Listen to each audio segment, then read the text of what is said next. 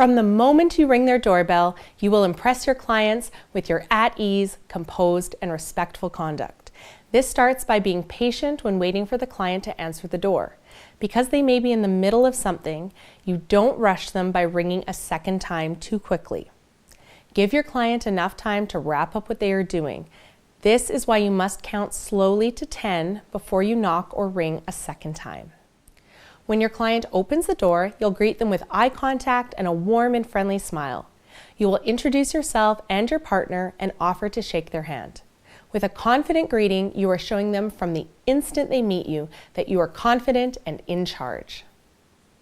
Once in their home, you make friendly small talk with your client as you remove your outerwear and shoes and place them, along with your purse, neatly into your personal items tote bag, which will also contain your water bottle.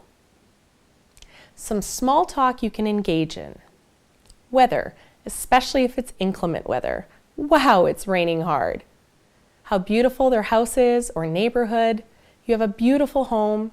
Or, this area of the city is so beautiful, have you lived here long? Anything complimentary about their pets and babies or children.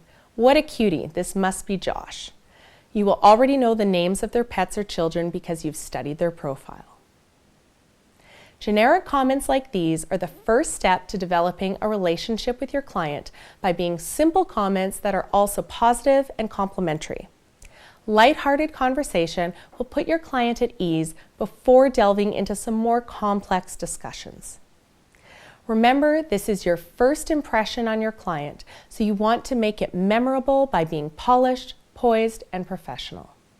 You've got this.